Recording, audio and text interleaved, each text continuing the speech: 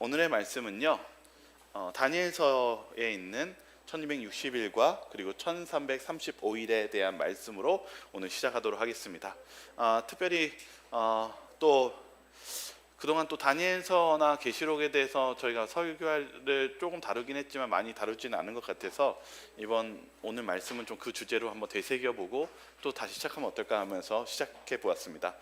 전체를 다루진 않습니다. 그냥 특별히 1260년 한때 두때 반때와 그리고 2300주야의 안에 있는 특별히 또 우리가 오늘 말씀처럼 1335일 이 날을 통해서 저희들이 어떤 메시지를 주는지를 좀 대략 좀 보고 또 말씀의 은혜를 나눴으면 좋겠습니다. 오늘 여기 우리가 나와 있는 이 주기율표처럼 이 세상 역사를 하나님께서 주관하시는데요. 특별히 이 1260일과 2300주야의 이런 기간의 핵심 안에는 항상 모든 중심에는 예수님이 계십니다. 그래서 우리가 성경에서 이 2300주야 1260일 또 그 안에 있는 이 한때 두때 반때 여기 1260일과 또 예수님의 십자가의 기름 부은 자의 나타나심, 이 모든 중심은 첫 번째 성소가 나오고요, 두 번째는 예수님의 초림과 예수님의 십자가와 그리고 예수님의 재림을 중심으로 이 시간이 짜여져 있습니다. 그 안에는 항상 서당과 하나님과의 싸움이 항상 공존합니다. 그러한 가운데서 오늘 한 일부분을 좀 같이 보겠는데요. 먼저 다니엘서 7장 20절과 24절에 있는 말씀을 먼저 읽고 시작하도록 하겠습니다. 같이 한번 읽어볼까요? 또 그것의 머리에는, 같이 읽겠습니다. 시작. 또 그것의 머리에는 10뿔이 있고 그 외에 또 다른 뿔이 나오매 새 뿔이 그 앞에서 빠졌으며 그 뿔에는 눈도 있고 큰 말을 하는 입도 있고 그 모양이 그 동류보다 커 보이더라. 그 10뿔은 그 나라에서 일어날 10왕이요 그 후에 또 하나가 일어나리니 그는 먼저 있던 자들과 다르고 또 새 왕을 복종시킬 것이며. 네, 다니엘이 그 하나님께서 보여주신 세상 역사를 보았는데요. 우리가 다니엘서를 보면은 바로 신상을 보게 되죠. 금은 동철, 철과 진흙. 그리고 나서 다니엘서에서의 또 다른 예언 안에서 바로 메시가 되게 짐승으로서 다시 한번 설명해 줍니다. 우리가 알다시피 날개 달린 사자, 그리고 곰, 그리고 날개가 두 쌍이 붙어 있는 표범, 그 다음에 무서운 짐승이고, 그 다음에 무서운 짐승 안에 있는 10뿔과 거기서 작은 뿔이 나타나기 시작합니다. 이 다니엘이 이 짐승들이 파괴적이고 그리고 그러한 가운데서 이 나라의 역사가 진행되는 걸 봤지만 가장 두려웠고 가장 관심 있게 봤던 사건은 바로 이 네 번째 짐승인 무서운 짐승이었습니다. 우리가 이 무서운 짐승이 어느 나라라는 것을 이미 역사적으로 알고 있습니다. 로마죠. 이 로마인데요. 이 로마 다음에 나타난 이 작은 뿔, 이 작은 뿔이 무엇을 이야기하는지 역사적으로도 이것은 우리 교회에 있는 책이 아니라 세상 역사들이 바라보고 있는 이 로마의 정신을 그대로 받은 존재가 누구인지에 대해서 우리는 좀 바라볼 필요가 있습니다. 왜냐하면 그 10뿔에서 나왔던 작은 뿔이 몇 뿔을 뽑는다고 그랬어요? 세 뿔을. 로마가 분열돼서 이제 나왔던 그 나라 중에 세 뿔을 뽑는 그런 사건이 있을 것을 예견했기 때문입니다. 먼저 이 이해남이라는 이 세계사 79페이지에는 이렇게 적혀 있습니다. 서로마 황제가 없어진 후에, 왜냐하면은 이 로마의 역사는 나중에 동로마, 서로마로 나누어집니다. 왜냐하면은 이 수도를 이전하거든요. 그러면서 먼저 서로마가 약해지고 분열되고 파괴되고 동로마가 남아있다가 나중에 없어집니다. 그래서 신로마 제국으로 바뀝니다. 역사가 그렇습니다. 근데 여기 세계사는 뭐라 적혀있냐면, 서로마 황제가 없어진 후에 로마 사람들은 교회를 중심으로 하는 정치 조직을 유일한 국가 조직으로 알고 로마 주교를 전 카톨릭 교회의 교황으로 섬기게 되었으며, 또 사실상 대교황 레오 1세는 훈족 이탈리아의 로마 침입을 막아내고 452년에요. 대교황 그레고리 1세는 롬바르트족의 침입을 막으면서 실제로 로마 국왕의 일을 맡아보게 되었다. 역사적으로 이 서로마가 이제 흔들리고 무너지면서 대신 그 역할을 이 로마 교회의 수장인 교황이 로마 황제의 역할을 하고 있었다는 것입니다. 이것이 이해남 세계사의 79페이지에 있는 내용입니다. 여기 또 하나 보면은 이제 베리오라는 로마 제국의 역사 안에는 뭐라고 얘기하고 있냐면 새 뿔을 뽑아내는 장면이 아주 구체적으로 이렇게 설명되어 있습니다.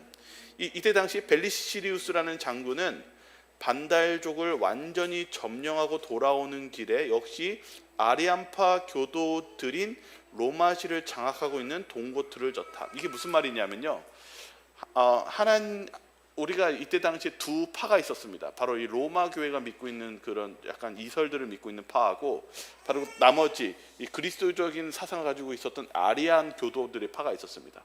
그런데 많은 나라들이 실은 이 로마 교회의 이교적인 정신을 받아들일 수가 없어서 반대하고 있었습니다.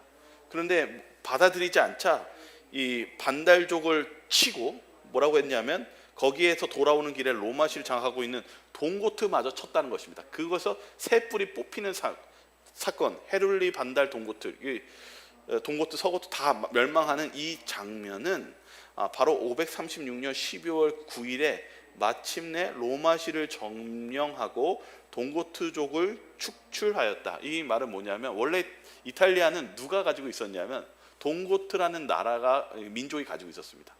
그런데 그들이 이 로마의 이교 정신을 받아들이지 않자 전쟁을 일으켜서 마지막 세 번째 뿔인 동고트를 뽑아버리면서, 그러니까 전쟁으로서 전멸시키면서 그 자리를 누가 차지했다고요? 로마 교회가 그 자리를 차지하게 됐다고 역사는 얘기하고 있습니다. 그러나 그 후로도 침입이 계속하여 동고트족이 538년 중순에 퇴각하여 로마 교회의 감독이 전 세계 교회의 머리라는 유스티니아누스 황제의 칙력은 반대 없이 실시될 수 있었다. 이때부터 뭐라고 했어요? 이제 로마 교회가 이 모든 교회의 머리라고 얘기했다는 것입니다. 그때부터 이 성경은 뭐라고 예언하고 있냐면 이 작은 뿔이 새 뿔을 뽑고 나서 참 큰 말로 외쳤다고 얘기합니다. 큰 말은 원래 원어적으로 참남된 말을 하다라는 뜻입니다. 어떤 참남된 말을 했습니까? 다니엘서 7장 12절과 25절은 우리가 잘 알지만 한번 읽어보겠습니다. 그 남은 짐승들은, 같이 읽어볼까요? 시작. 그 남은 짐승들은 그의 권세를 빼앗겼으나 그 생명은 보존되어 정한 시기를 이르기를 기다리게 되었더라. 저기 잠깐만 끊겠습니다. 이 예언 안에는요 뭐가 있냐면 다른 짐승들은 사라지지만은 이 작은 뿔은요 생명이 보존돼서 마지막 때까지 활동할 것을 지금 성경은 기록하고 있습니다. 좀만 다시 읽어볼까요? 25절부터요. 시작. 그가 장차 지극히 높으신 이를 말로 대적하며 또 지극히 높으신 이의 성도를 괴롭게 할 것이며 그가 또 때와 법을 고치고자 할 것이며 성도들은 그의 손에 붙임 바 되어 한 때와 두 때와 반 때를 지내리라. 아까 분명히 이 역사 속에서 새 뿔을 뽑는 그 기한이 538년입니다. 그때부터 한 때와 두 때와 반 때는 3년 반, 일로 따지면 1260일입니다. 성경은 뭐라고 얘기했냐면 그 존재, 뭐 어떤 존재라고 하냐면 그때서부터 지극히 높으신 이 하나님을 대적하고 하나님의 성도들을 핍박하고 그리고 때와 법, 하나님의 법과 시간을 고치고자 하는 그런 신적 하나님을 대적하는 일을 할 것이라고 기록하고 있습니다. 정말 그랬을까요? 여기 그때 당시에 그리고 이 카톨릭 안에 있는 그 서적 안에는 이렇게 적혀 있습니다. 교황은 때를 변개하고 법을 폐기하고 모든 것을 심지어는 그리스도의 교훈까지도 삭제할 권세가 있다.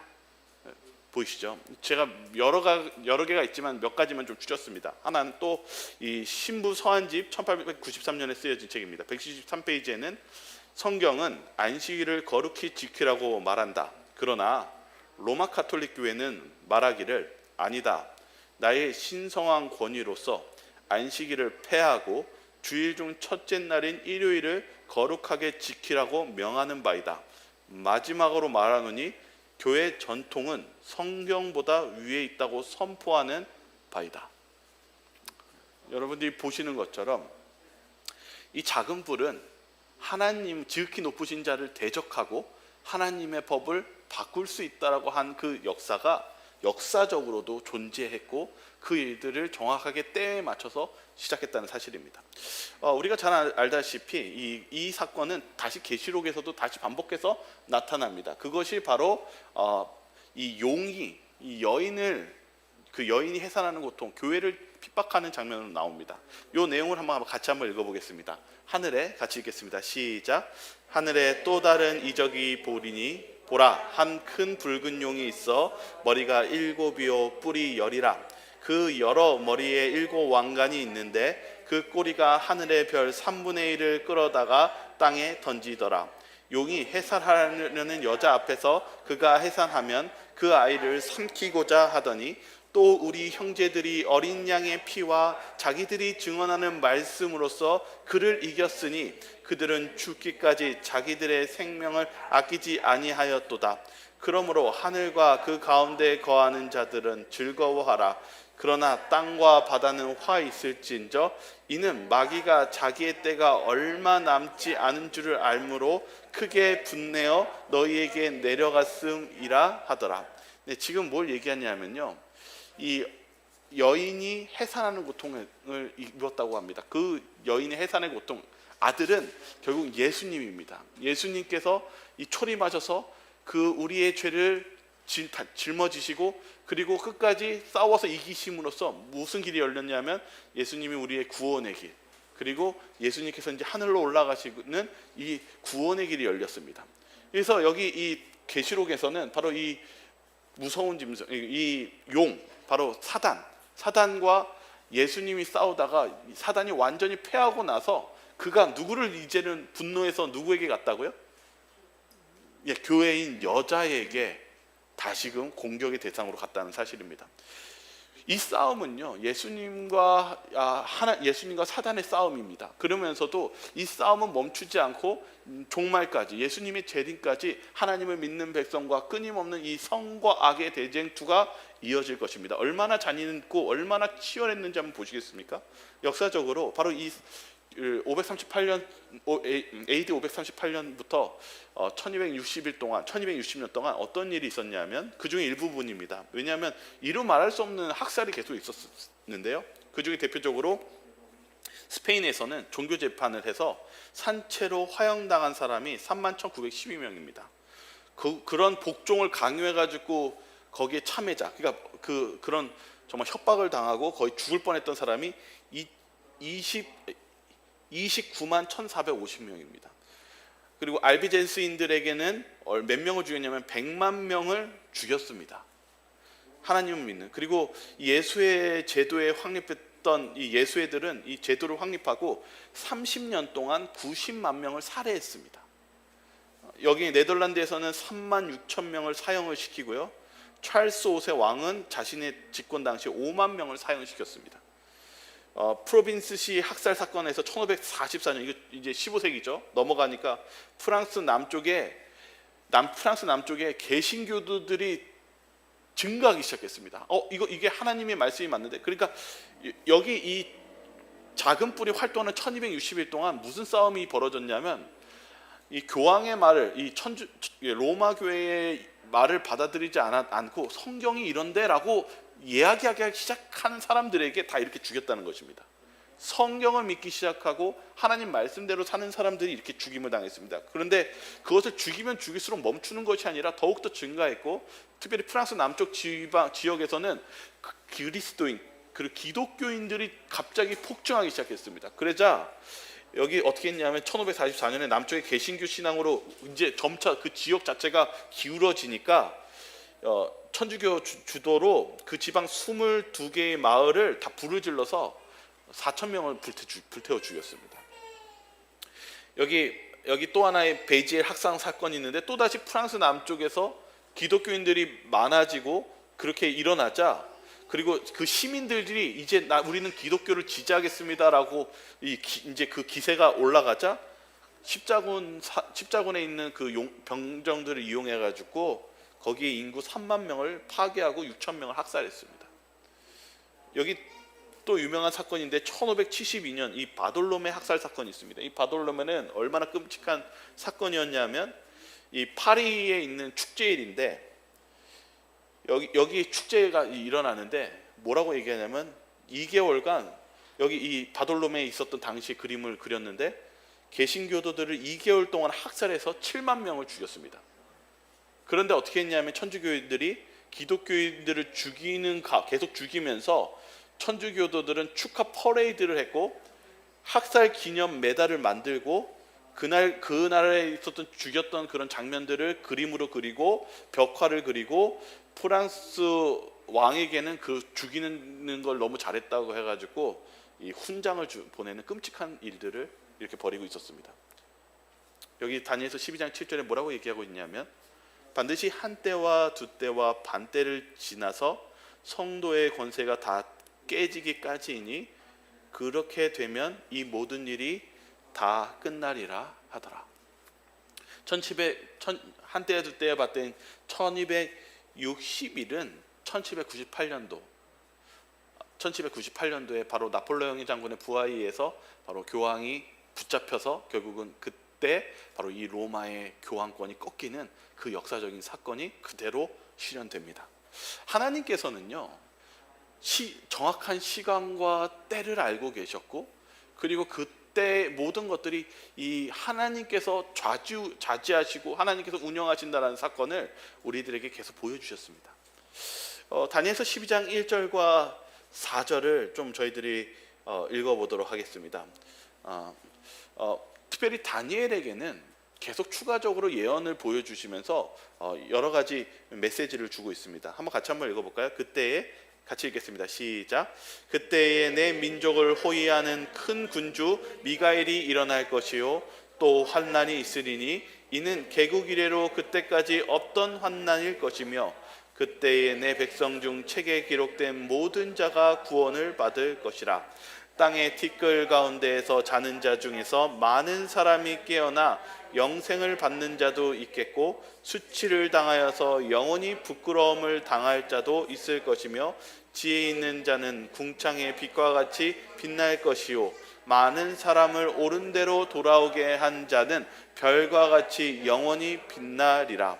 다니엘아 마지막 때까지 이 말을 간수하고 이 글을 봉함하라. 많은 사람이 빨리 왕래하며 지식이 더하리라.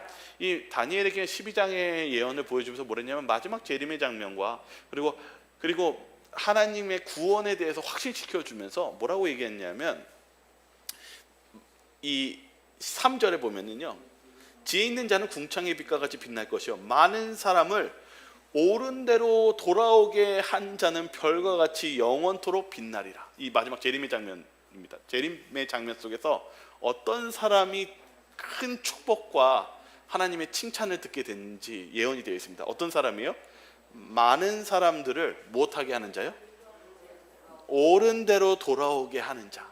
이게 세천사의 기별입니다. 우리가 마지막 시대에 살고 있는데 이제 2300주야가 1844년이 마지막 시대가 시작됐는데 세천사의 기별을 듣고 이 바벨론과 이 세상에 복음을 전해서 옳은 길로 돌아오게 한 자들은 하나님께서 별과 같이 영원히 빛나게 하는 상을 주시겠다라는 예언을 통해서 다니엘에게 얘기합니다. 다니엘이 실은 하나님의 예언을 다 이해할 수가 없었어요. 왜냐하면 그가 아는 이해 범위가 한정되어 있었기 때문입니다. 근데 다니엘에게 뭐라고 얘기하냐면 다니엘아 이 말은 너무 다 알려고 하지 마. 그리고 뭐라고 하냐면 이제 봉함하라. 간수해서 잘 봉함하라. 어느 때를 위한 책이라고 얘기하고 있습니까? 많은 사람이 빨리 왕래하며 지식을 더하는 그리고 이 다니엘아 마지막 때까지 이 마지막 때에 필요한 책이니 무엇하라고 있어요? 잘 보관하고 있어라. 나머지는 이제 나한테 맡기고 잘 봉함하고 있어라 이렇게 얘기합니다. 여기 다니엘서 연구에 또 뭐라고 적혀있냐면 마지막 시대와 관련된 다니엘서와 요한계시록의 말씀을 온 세상 모든 사람들에게 널리 가르쳐 전파해야 함을 우리에게 깨우쳐주고 있는 말씀이다. 저와 여러분들이 지금 마지막 시대에 살고 있는데 이 책은 누구를 위한 책입니까? 저와 여러분들이 지금 이 시대에 읽고 그리고 이 사명을 해야 되는 저와 여러분들을 위한 책입니다. 그래서 여기 좀만 더 보겠습니다. 마태복음 24장 29절에는요. 그 1844년 전에 마지막 때가 시작되기 전에 바로 예수님께서 징조에 대한 예언이 있습니다. 한번 보겠습니다. 한번 마태복음 24장 29절 읽어볼까요? 그날 시작. 그날 환난 후에 즉시 해가 어두워지며 달이 빛을 내지 아니하며 별들이 하늘에서 떨어지며 하늘의 권능들이 흔들리리라. 뭐라고 적혔냐면 해가 어두워지고 그리고 달이 빛을 내지 않고 별들이 하늘에 떨어지는 그런 큰 이적들을 보게 될 것이라고 예수님께서 예언해 주셨습니다. 왜 이렇게 하셨냐? 누가복음 21장 28절에는 이런 일이 되기를 시작하거든 일어나 머리를 들라 너희 속량이 가까웠느니라 하시더라. 하나님 예수님께서는 우리들에게 징조를 허락하십니다. 때를 언제 몇 시라고 얘기하지 않지만 징조를 보시기 원하십니다. 왜 그럴까요? 이제 그걸 좀 이따 더 보겠습니다. 특별히 여기 누가복음 21장 34절 말씀처럼 너희는 스스로 조심하라. 그렇지 않으면 우리가 깨어있지 않으면 무엇하기 쉽냐 하면 방탕하고 술 취함과 생활의 염려로 마음이 둔하여지고 뜻밖의 그날이 덕과 같이 너에게 임하리라. 우리가 가만히 이 다니엘서나 하나님의 마지막 때를 그냥 우리가 읽지 않고 깨우치지 않는다면 우리가 졸게 돼 있습니다. 게을러지게 돼 있습니다. 그리고 우리 안에 방탕함과 술취함, 죄때는 그냥 세상적인 염려와 생각으로 가득 차게 되어 있습니다. 예수님은 아십니다. 그러므로 우리에게 이런 징조를 허락하시는데 특별히 이 징조에 대해서 제가 특별히 다른 역사서나 실제 있었던 것들을 우리 교단책이 아닌 것들을 좀 빌려서 보여드리려고 합니다. 왜 그러냐면 이 징조가 그냥 단순한 사건인지 아니면 정말 엄청난 사건인지를 여러분들이 직접 그 시대의 사람들이 썼던 글을 읽으심으로써 이게 왜 재림의 징조인지를 보시기를 바라겠습니다. 여기 1780년 5월 19일 날 바로 이 암흑의 일이 있었습니다. 이것을 좀 제가 읽어드리겠습니다. 특별히 웹서 사전에는 뭐라고 적혔냐면 이거는 우리 교단 책이 아닙니다. 다크데이라고 되어 있어요. 어두운 날. 뭐라고 적혔냐면 1780년 5월 19일은 캄캄한 낮이었습니다. 이 어두움의 아침이 10시쯤 시작하여 그날 자정까지 계속되었는데 이 어두움의 정도와 시간은 각 곳과 다 같지 않았습니다. 이 현저한 현상은 참 원인을 알 수 없었습니다. 또 하나 보여드리죠. 제가 지난주에 챗GPT를 썼는데 챗GPT한테 물어봤어요. 챗GPT 이날 있었던 사건 얘기해 줄 수 있니? 라고 하니까 얘기해 줍니다. 그리고 제가 번역 좀 해달라고 했어요. 그러니까 뭐라고 하냐면 그 어둠의 날은 1780년 5월 19일에 발생한 이상한 어둠과 우울함의 날입니다. 이는 캐나다와 뉴욕의 일부를 포함하여 뉴 잉글랜드 지역 대부분에 어둠이 깔렸습니다. 어둠의 정확한 원인은 확실하지 않지만 산불로 인한 짙은 연기와 안개 그리고 뿌연 구름과 안개의 조합으로 인한 것으로 알려져 있습니다. 다크데이는 목격한 많은 사람들에 의해 무서운 경험이었으며 일부 사람들은 세상의 종말이 가깝다고 믿었다고 전해졌습니다. 어둠은 낮 시간에는 초롱과 등불을 켜져야 할 정도로 강렬했으며 많은 동물들도 혼란스러워했습니다. 어둠은 다음날 아침까지 서서히 겹쳤지만 그것은 이를 경험한 사람들에게 영원한 인상을 남겼습니다. 엄청난 사건이었습니다. 이게 그냥 어떤 한 마을에서 어둠이 온 게 아니라 나라와 대륙을 계속 가로지르는 큰 대륙들이 이 무서운 어둠의 경험을 했습니다. 우리 이제 재림교회책을 보겠습니다. 각시대 대쟁투 307페이지에 이 사건이 어떻게 있었는지 경험을 적어 놓은 것입니다. 이런 종류의 모든 현상 중에서 가장 신비하고 설명할 수 없는 현상은 1780년 5월 19일의 암흑일이었는데 그날에 미국의 뉴 잉글랜드 지역에서 눈으로 볼 수 있는 온 하늘의 공중의 전혀 해석할 수 없는 암흑으로 뒤덮였다. 두려움과 염려와 무서운 생각이 차츰 사람들 마음에 엄습하였다. 일손을 멈추고 장사꾼들은 점포를 걷어치웠다. 닭들은 회에 올라가 잘 준비를 하고 가축들은 목장의 한 편구석에 몰려서 울고 있었다. 개구리가 울고 작은 새들도 저녁 노래를 불렀으며 박쥐들은 밖으로 나와서 날아다녔다. 아직 밤이 아니라는 것을 알고 있는 것은 사람뿐이었다. 이때에 세일럼에 있는 테버너 교회의 목사 나다니엘 휘테이커 박사가 예배당에서 종교 집회를 열고 있었는데 그는 설교하는 중에 그 암흑이 초자연적 현상이라고 주장하였다. 성경 구절들이 한결같이 그 암흑이 성경의 예언에 일치한다는 것을 지적해 주는 듯이 보이는 것들이었다. 그 암흑은 11시가 조금 지나자 가장 심해졌다. 그 나라의 대부분의 지역은 한낮에 흑암이 너무도 심하였기 때문에 사람들은 촛불이 없이는 팔목시계나 벽시계를 볼 수 없었고 밥을 먹거나 집안일을 할 수 없었다. 그 암흑의 범위는 심히 넓었다. 동쪽으로는 펠머드까지 미치고 서쪽으로는 코네티켓 주의 가장 먼 지역의 엘바니시까지 미쳤다. 남쪽으로는 해안을 따른 모든 지방과 북쪽으로는 미국 지역의 최북 땅까지 미쳤다. 모세 시대 이후로 그처럼 극심하고 광범위하고 장시간에 걸쳐 있었던 암흑은 볼 수 없었다. 그러나 실제로 이 암흑일을 목격한 사람들의 기록은 선지자 요엘이 이미 그 사건을 성취되기 2500년 전에 기록한 성경의 말씀을 되풀이한 데 불과하다. 여호와의 크고 두려운 날이 이르기 전에 해가 어두워지고 달이 핏빛같이 변하리라. 정말 이걸 보시니까 이 사건이 단순한 사건입니까? 큰 사건이었습니다. 여기 이 제린교회 책이 아닌 다른 곳에서 캐나다까지 이 암흑일이 벌칠 정도로 큰 사건이었다는 사실입니다. 이때 많은 사람들이 뭘 느꼈다고요? 두려움과 종말을 느꼈다는 것이다. 왜 하나님께서 이것을 예언에 기록해 놓았습니까? 바로 종말인 예수님의 재림을 준비하라고 신호로 주신 것입니다. 또 하나 보시죠. 이번에는 유성우가 떨어진 사건입니다. 이 별빛 유성우가 어떤 사건이었는지 제가 이제 다른 사람들의 책들을 찾아봤습니다. 여기 뭐라고 적혀있냐면 1833년 11월 13일 아침 이거 1833년이면 1844년 바로 재림기별에서 예수님의 마지막 때에 시작하기 약 11년 전입니다. 거의 10년 전이죠. 뭐라고 하냐면 사자자리 유성이 소나기처럼 쏟아진 자연현상을 묘사한 이 목판화는 이거는 그때 당시 있었던 것을 그림 목판으로 만들어 놓은 것입니다. 여기 오른쪽에 보시면요. 그들이 묘사한 거예요. 이렇게 떨어졌다고요. 뭐라고 적혀 있냐면 이 조셉 할베이 와그너는 플로리다에서 뉴올리안즈 집으로 가는 길에 이 별자리 북반구에서 북미 그 중에서 이런 유성 소나기를 보았는데 스위스 아티스트에게 당시 폭풍처럼 쏟아진 유성을 설명해서 그것을 바탕으로 이 그림 목판화를 만든 것입니다. 이 유명한 유성 소나기는 1시간에 수십만 개의 유성이 떨어졌다고 한다. 이것이 현대에 처음 있었던 유성 폭풍이었다. 다른 기록을 찾아보니까요, 뭐라고 얘기했냐면 달 2개 사이에 또 끼지 못할 만큼 별이 많이 떨어졌대요. 이거 뭐라고 적혀있냐면 또 이 자연 현상이 있고 난 후부터 사람들은 유성의 과학적 연구에 더욱 박차를 가하게 됐고, 왜냐하면 이게 처음 보는 현상이거든요. 그래서 사람들이 이 유성이 떨어지는 것을 연구하는 것을 이때를 계기로 연구했다는 거 얘기하는 것입니다. 과학자들은 왜 1833년에 유성이 폭풍으로 나타났는지에 대해서 모르는 거예요. 과학자들은 어떻게 이렇게 될 수 있는지 설명을 못합니다.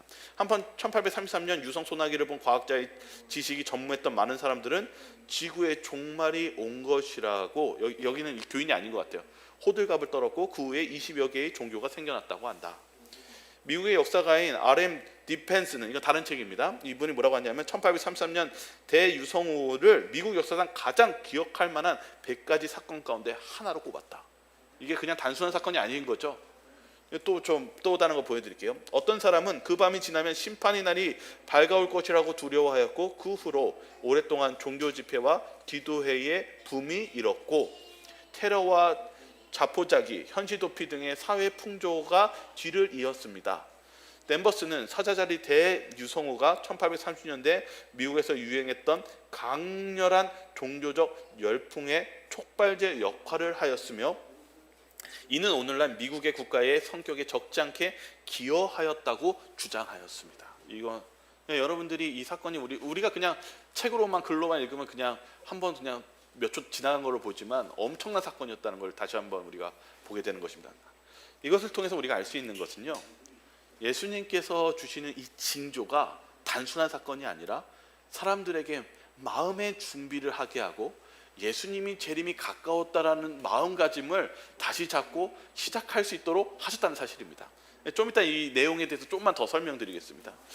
다니엘서 12장 11절과 13절에는 그러한 가운데 추가적으로 한 예언이 더 들어갑니다. 한번 같이 한번 읽어볼까요? 매일 시작.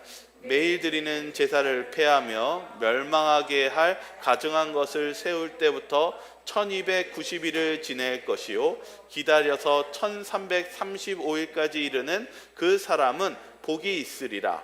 너는 가서 마지막을 기다리라. 이는 내가 평안히 쉬다가 끝날에는 내 몫을 누릴 것임이니라. 여기 추가적인 예언이 나옵니다. 그게 며칠이냐면 1335일입니다. 이 1335일에 대한 계산 연도는 시작은 죄송합니다. 1290년에라는 예언 해석에 AD 508년이 나옵니다. 먼저 AD 508년을 얘기해야 되는 이유는 AD 538년이 새 뿔이 뽑히는 시작점이기 때문에 굳이 AD 508년을 왜 설명해야 되는지에 대해서 먼저 시작을 해야 되기 때문입니다. AD 508년을 먼저 설명하려면 역사적인 내용이 좀 필요한데요. 좀 제가 그래서 정리를 했습니다. 뭐라고 적혔냐면 실은 교황권이요 생기려면 힘이 필요합니다. 누군가 밀어줘야 됩니다.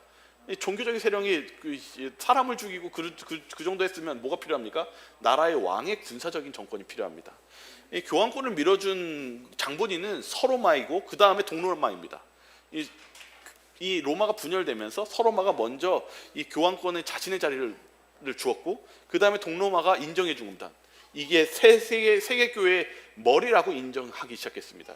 그러자 이 교황권이 이제 뭐가 됐습니까? 힘을 얻기 시작한 것이죠. 두 번째, 그래서 어떤 일이 일어났냐면 서로마가 멸망하게 됩니다. 이 게르만족에 의해서요. 그러자 서로마가 멸망하고 동로마가 시청거리자 이 교황권이 이제 힘을 얻기 시작하면서 뭐가 그 다음에 나라가 시작되냐면 신성 로마 제국이라는 나라가 시작됩니다. 그 다음 나라는 신성 로마 제국인데 이 신성 로마 제국은 원래 이 실세는 이 로마 사람이 아니라요 게르만 민족입니다. 이제 게르만 민족이 실세를 얻기 시작하고 특별히 이 게르만 민족 중에 대부분은 이 로마 교인이 되지 않습니다. 왜냐하면 이설들과 여러 가지 잘못된 것들이 너무 많이 섞여 있기 때문에 받아들이지 않습니다. 대부분은 실은 아리아주의 기독교로 선택합니다. 그런데 그 중에 프랑크 민족이 있어요. 프랑크 민족. 지금으로 설명하면 나중에 설명하자면 프랑스입니다. 이 프랑크가 496년에 클로스비라는 왕이 있었습니다. 클로스비라는 왕이 아레만이라는 아주 큰 전투, 정말 목숨이 왔다 갔다 하는 큰 전투에 승리를 하는데 이 클로스비가 뭐라고 하냐면 우리가 이 하나님 때문에 우리가 승리할 수 있었다고 얘기하면서 군사 4,000명에게 이 로마 교회로 개종을 시킵니다. 왕도 이 로마 교회로 귀인이 되고요.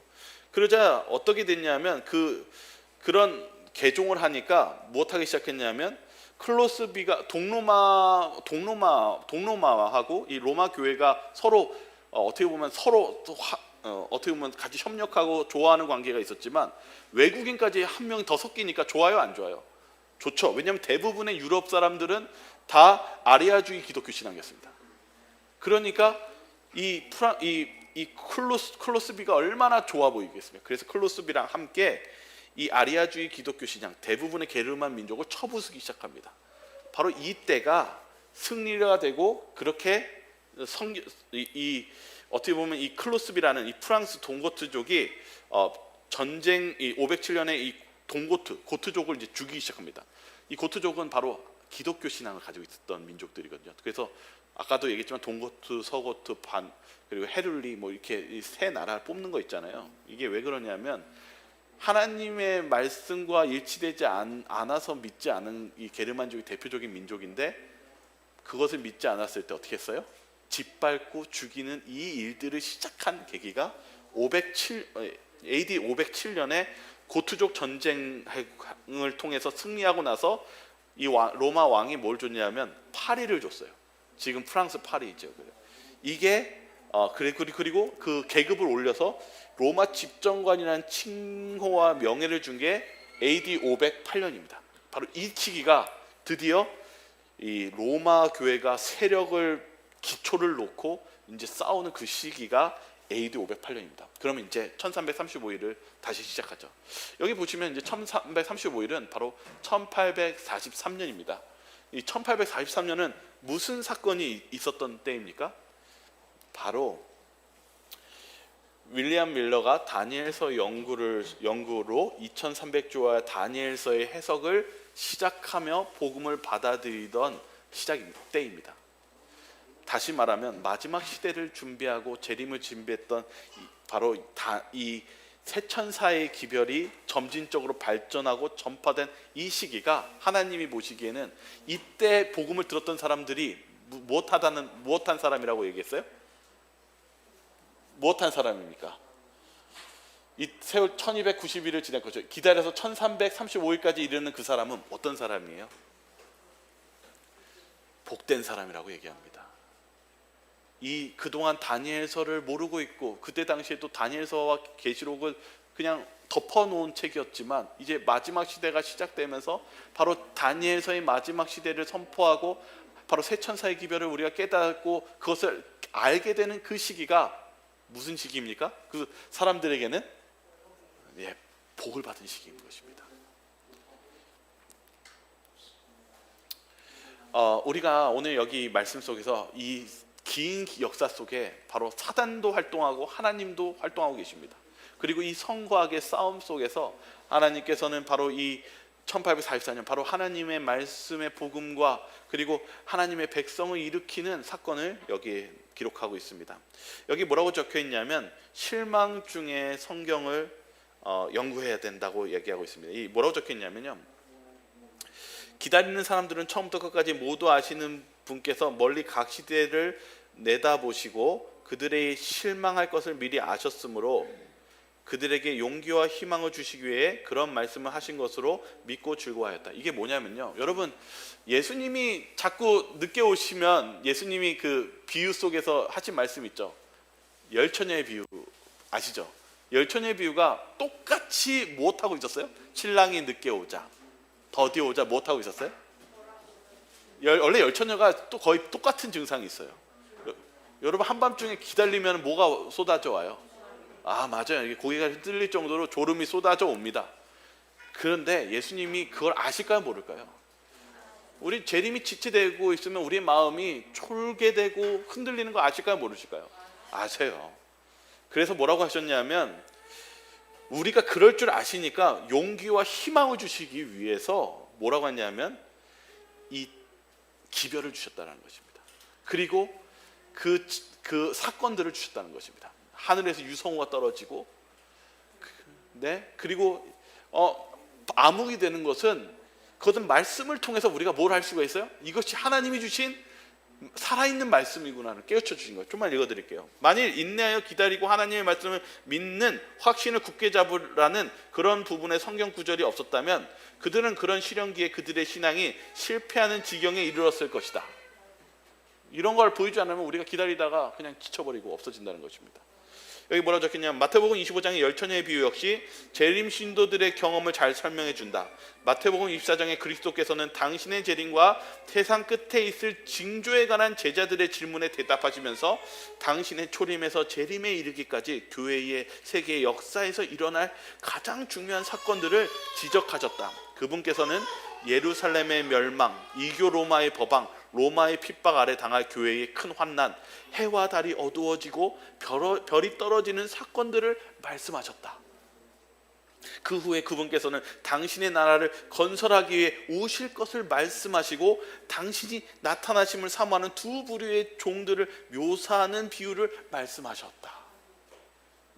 그냥 일부러 집어넣은 거 아닙니다. 우리가 기다리다가 그 하나님의 그런 역사, 지금 살아계심을 바라보면서 다시 깨어나고 다시 활기를 되찾게 하기 위해서 이 징조를 예수님께서 설명해 주셨다는 사실입니다. 여러분, 예수님의 신앙은 그냥 그냥 의미 없이 그렇게 하시는 분이 아니십니다. 예수님은 우리가 깨우기를 원하시고 말씀을 깊이 연구하기를 원하십니다. 그리고 특별히 그 다니엘서와 계시록은 바로 저와 여러분을 위해서 오늘 이 때를 위해서 주신 말씀이라는 것을 감사하시기 바라겠습니다. 다니엘서 10장 13절에 보면은요, 다니엘도요 하나님의 말씀의 어려움 속에서 괴로워서 기도합니다. 금식 기도합니다. 그러니까 뭐라고 얘기하냐면 바사 왕국의 군주가 20일 동안 나를 막았으므로, 이게 가브리엘이 말하는 겁니다. 이 바사 왕 군주의 왕들이라고 해요. 여기 복수입니다. 이거는 그럴 수가 없거든요, 왕들이라고. 근데 이거 아까 이미 나옵니다. 이게 천사들입니다. 악한 천사들, 바로 사단의 군대입니다. 사단의 군대가 막아서 나를 막음으로, 가브리엘을 인간이 누가 어떻게 막습니까? 그러나 인간과 그 천사와 같은 존재가 맞기 때문에 못 가는 것입니다. 강력한 존재. 그러니까 가브리엘이 뭐라 하냐면 이 사단들이 막고 있으니까 내가 너의 기도를 들을 때 가려고 했는데 20일 동안 막아서 못 갔다. 이렇게 얘기합니다. 그런데 누가 도와줘서 만날 수 있었대요? 예. 가장 높은 군주 중 하나인 미가엘. 예수 그리스도께서 이 싸우실 때 쓰는 이름의 용어입니다. 미가엘은요. 누가 하나님과 같으냐라는 뜻입니다. 그 도와줌으로 내가 너를 도와줄 수 있었다. 만날 수 있었다. 이렇게 얘기합니다. 이때가 다니엘이 88세 정도 되는 나이입니다. 그리고 이때 당시에 무슨 일이 벌어졌냐면 예루살렘 중건령이 나왔는데 고작 간 사람이 이때 유대인들이 많았거든요. 42,000명만 간 거예요. 다른 사람들은 그냥 여기 바벨론에서 좋은 직장에서 좋은 집에서 그냥 살기 원했어요. 근데 가보니까 이러면 하나님 뭔가 고속도로 가는 것처럼 잘 가야 되는데 뭐예요? 방해합니다. 사마리아 사람들이 왕한테 조서 보내가지고 이 사람들 나라 세우려고 합니다. 침략자입니다 하면서 모함을 합니다. 그래서 일이 중지가 돼요. 그리고 다니엘이 무엇합니까? 이 어두컴컴한 절망감 속에서 무엇하는 것입니까? 금식 기도하는 것입니다. 제가 왜 이 말씀 드리는지 아십니까? 실은 이거 다 우리 현실하고 연결되어 있는 것입니다. 저와 여러분들이 신앙생활 하는 거 고속도로 달리는 것 같죠? 하나님이 역사하시는 것도 맞지만 사단도 역사합니다. 사단이 그냥 역사하는 게 아니라 우는 사자와 같이 분노한 가운데 역사합니다. 왜 그렇습니까? 성경은 자기 때가 얼마 남지 않은 거로. 사단은요 온 사력을 다해서 죽일 듯이 덤빕니다. 역사 보십시오. 그냥 덤볐습니까? 정말 전멸시키려고 덤볐습니다. 사단은 그렇게 덤빕니다. 그런데 어떻게 사단을 이기겠습니까? 예수님밖에 없습니다. 여기 핵심은 다 보십시오. 다니엘이 결국 누구의 도움으로 도움을 받습니까? 예수님 외에는 없습니다. 이 성소와 이거 내용을 다 보면 왜 성소 중심이고 왜 예수님이 나오냐면 예수님밖에 우리 구원해 줄 분이 없기 때문입니다. 여기 보시면은 노아 시대 때 보면 노아도 120년 동안 마지막 하나님께서 멸망할 것에 대해서 했었을 때 많은 사람들이요 노아의 설교를 120년 동안 들었는데 감동 받았을까요? 안 받았을까요? 아니요, 감동 받았어요. 받은 사람이 있었어요. 근데 문제는 뭐냐면 이렇게 적혀 있어요. 많은 사람들이 처음에는 경고를 받아들이는 것처럼 보였으나 그들은 참으로 회개하고 하나님께로 돌아오지는 않았다. 그들은 자기 죄를 버릴 마음이 없었다. 어떤 사람들은 기쁜 감명을 받고 경고의 말씀에 순종하려고 하였으나 희롱과 조소하는 자들이 너무 많아서 저들도 저 같은 정신에 감염되어 얼마 안 있어 은혜의 초청을 거부하고 가장 담대하고 무례한 조소자들의 무리에 가담하였다. 이렇게 적혀 있습니다. 우리가 오늘 이게 전도하는 거 쉽지 않습니다. 저도 이렇게 전도할 때 어떤 분 성경 공부하기로 하거나 어떤 분 이렇게 했을 때 거절 많이 당합니다. 근데 제가 어떤 마음이 드냐면 이런 마음이 들어요. 사단이요 맹렬하게 싸우는 거예요. 여러분 전도하는 거요 쉽게 생각하시면 안 돼요. 사단이요 그냥 공격하는 게 아니라 맹렬하게 짓밟습니다. 그러면 우리가 우리의 능력으로 그 영혼을 바꿀 수 있겠습니까? 예수님이 없으면 이거는 싸울 수가 없는 것입니다. 여기 에스겔서 보겠습니다. 이제 뒤로 가서 정리가 되는데 에스겔서는 뭐라고 했냐면 우리 한번 같이 한번 읽어볼까요? 그들은 같이 읽겠습니다. 시작. 그들은 심히 패역한 자라 그들이 듣든지 아니 듣든지 너는 내 말을 고할지어다. 하나님은 우리에게 뭐라고 말씀하시냐면 듣든지 아니 듣든지 무엇하래요? 말해라. 여러분들이 해야 될 일은 하나님의 하시는 말씀에 순종해서 전파하는 것입니다. 결과는 그 과정은 그 하는 일은 여러분은 순종하는 것이고 기도하는 것이지 나머지는 하나님께 맡겨야 됩니다. 두 번째 읽어보시죠. 근신하라. 한번 같이 읽을까요? 시작. 근신하라 깨어라 너희 대적 마귀가 우는 사자같이 두루다니며 삼킬 자를 찾나니. 사단이요 뭐라고 얘기하고 있어요? 그냥 화났어요? 사탄이 예수님한테 치고 우리한테 덤빌 때 그냥 덤빕니까? 뭐라고 하냐면 근신하여 깨어라. 이건 뭐냐면 정신 차려야 된다고 얘기합니다. 왜요? 사단이 어떻게 하고 있어요? 우는 사자와 같이 진짜 잡아서 먹을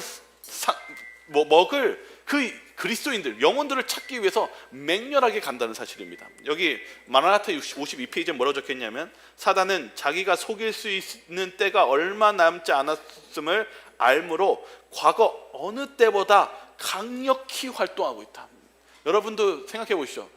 그 과거보다 지금 이제 얼마 안 있으면 자기가 죽는다고 하면, 내가 내일 죽는다고 하면 어떻게 하실 것 같습니까? 사단이 이 하루를 가볍게 생각하시겠습니까? 맹렬하게 전력을 다해서 싸울 것입니다. 여기 사도행전 1장 4절에는 이렇게 적혀 있습니다. 예수님이 우리에게 뭐라고 말씀하셨냐면, 사도와 함께 모여서 그들에게 본바 이르시되 예루살렘에 떠나지 말고 내게서 들은 바 아버지께 약속하신 것을 기다리라. 예수님이 하늘에 올라가서 주는 거 받을 때까지는 아직 선교하지 말고 아직 일하지 말라라고 그랬어요. 그게 무슨 사건입니까? 오순절 사건입니다. 오순절 사건 때 뭐 받았습니까? 예수님 하늘에 올라가지고 나서 성령 받았죠. 맞아요. 여러분, 아주 중요한 것입니다. 다니엘서 11장 31절 보면은 사단이요, 왜 무엇을 막으려고 하고 무엇을 그렇게 못하게 하는지를 볼 필요가 있습니다. 여기 11장 31절 읽어볼까요? 군대는 시작. 군대는 그의 편에 서서 성소 곧 견고한 곳을 더럽히며 매일 드리는 제사를 폐하며 멸망하게 하는 가증한 것을 세울 것이며. 뭐라고 하냐면, 사단이요, 다니엘서를 보니까 뭘 공격하려고 하고 있어요? 성소요. 성소인데 어느 성소를 공격하려고 했어요? 하늘 성소요. 하늘 성소를, 그리고 사람들이 매일 드리는 제사를 못 드리도록 하기 위해서 이 성소가 아주 핵심이라고 사단은 바라보고 있고 그렇게 행동하고 있고, 예수님도 뭐라고 했냐면, 야 너희 기다려라, 내가 하늘에 올라가서 너희들 줄 거니까 그거 주기 전에는 아직 일하면 안 된다, 이렇게 얘기하고 있어요. 우리의 승리의 비결이 여기에 있습니다. 승리의 장소가 성소에 달려있다는 거예요. 성소에 뭐가 있습니까? 이제 보죠. 여기 뭐라고 적혀있냐면, 각시대 제생투 416페이지에 지금 그리스도께서는 제사장으로서 아버지와 함께 보좌에 앉아 계신다. 영원하시고 지존하신 하나님과 함께 보좌에 앉아 계신 주님은 우리의 질고를 지고 우리의 슬픔을 당하셨고 우리의 고통을 다 아세요. 왜냐하면 경험하셨으니까요. 그리고 뭐라고 하냐면, 모든 일에 우리와 한결같이 시험은 받은 자로 돼 죄는 없으심으로 시험 받은 자들을 능히 도우시는 분이시다. 뭐라고 하나, 이게 뭐냐면 바로 하늘 성소가 무엇하는 곳이냐면, 우리의 죄된 어떤 잘못된 걸 이미 다 경험하시고 아시기 때문에 하늘에서 우리를 죄를 용서해 주시고 우리를 도울 것을 베풀어 주시는 장소가 하늘 성소라는 것입니다. 하늘 성소가 왜 중요하냐? 여러분 여기 성소 보이시죠? 이게 지상 성소지만 성소 안에 뭐가 있어요? 여기 안에 이제 여기가 제일 중요한 지성소입니다. 지성소 안에 뭐가 있을까요? 십계명이 있어요. 사단은 이 하나님의 법을 어떻게 하려고 그랬어요? 짓밟고 부시고, 역사적으로 뭐 어떻게 했습니까? 교황은 하나님의 법을 바꿀 수 있는 권위가 있다, 이렇게 얘기하잖아요. 이거 왜 얘기합니까? 그 성소가 왜 중요합니까? 왜냐하면은 이 법계는 이 지구뿐 아니라 우주는 모두 하나님의 법에 통치될 것이기 때문입니다. 그렇기 때문에 하나님의 법은 중요합니다. 근데 사단이 이것을 짓밟으려고 합니다. 그리고 이 성소 안에는 바로 예수님이 항상 중심에 계십니다. 보시면 이 성소 보시면 뭘 잡고 있습니까? 항상 이 성소로 가기 위해서 뭘 잡아야 됩니까? 양을 잡아야 돼요. 양이 무엇입니까? 예수님의 십자가며, 예수님을 통해서만이 우리가 성소로 들어가고 죄의 용서를 받고 구원의 길이 열리는 것입니다. 사단은 알고 있습니다. 사단은 우리는 이길 수 있지만 누구를 이길 수 없습니까? 예수님을 이길 수 없습니다. 예수님께서 하늘 성소에서 우리를 도울 길을 마련해 주시고 우리가 못하는 것을 우리를 할 수 있게 도울 수 있는 그 강력한 힘이 하늘 성소에 있는 예수님이 계시기 때문에 사단은 그 성소를 짓밟기 원하고 그곳에 가는 것을 못 가게 하기 위해서 그 길을 막고 있는 것입니다. 그래서 요한복음 15장 5절에는 뭐라고 얘기하는지 한번 같이 읽겠습니다. 좀 작죠? 같이 한번 읽어볼까요? 시작. 나는 포도나무요 너희는 가지라. 그가 내 안에 내가 그 안에 거하면 사람이 열매를 많이 맺나니 나를 떠나서는 너희가 아무것도 할 수 없음이라. 예수님이 말씀하십니다. 나를 떠나서는 너희가 아무것도 할 수 없습니다. 그런 예수님이 있기에 사단은 아무것도 할 수 없습니다. 이 사단은 뭐라고 적혀 있냐면 각시대 대장도 좀 제가 좀 너무 시간이 급해서 좀 막 남긴 걸 좀 이해해 주시기 바랍니다. 근데 좀 이것만 읽고 마치겠습니다.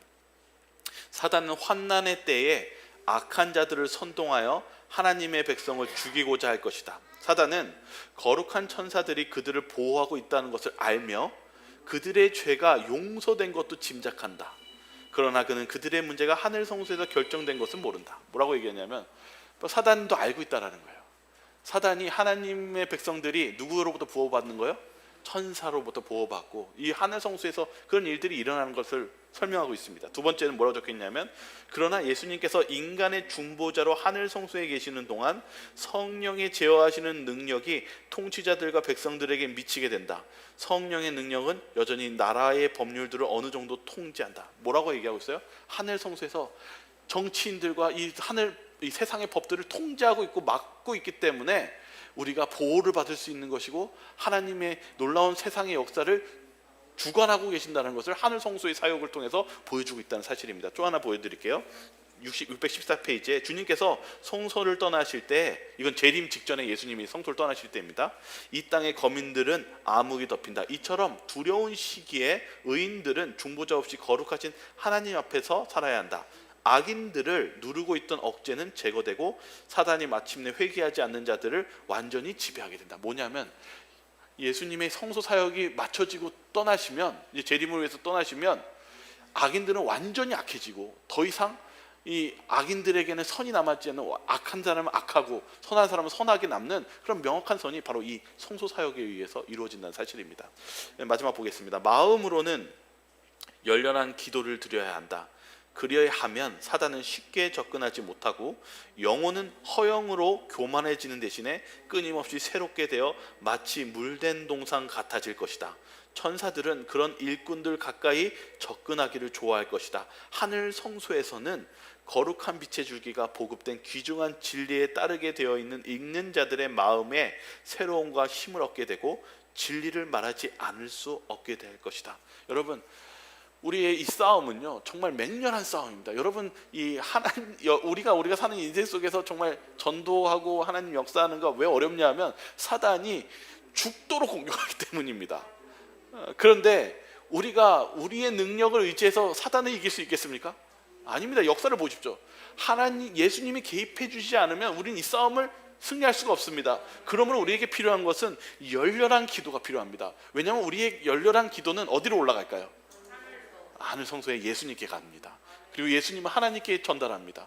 오늘 우리에게 필요한 것은 열렬한 기도입니다. 그리고 하늘 성소를 바라보면서 우리가 하나님의 능력을 통해서 많이 사단을 이길 수 있다는 사실을 잊지 마시면서 저와 여러분들이 승리하시길 바라며 오늘 말씀을 마치도록 하겠습니다.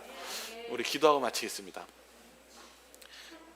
사랑의 하나님, 정말 세상 역사 속에 하나님께서는 살아계시고 그리고 사단이 맹렬히 활동하는 것을 우리가 다시 한번 바라보게 해주셔서 감사합니다. 주님, 이 마지막 시대가 다니엘서와 계시록을 배워야 하는 시기임을 다시 한번 깨닫습니다. 주님, 저희들이 그런 말씀을 깨닫게 해주셔서 감사합니다. 그런 복을 받게 해주셔서 감사합니다. 저희들이 이 사단의 활동하는 이 세상 속에서 예수님을 의지하여 승리하는 아버지의 자녀가 되게 도와주시옵소서. 저희를 사랑하시는 예수 그리스도 이름으로 기도드리옵나이다.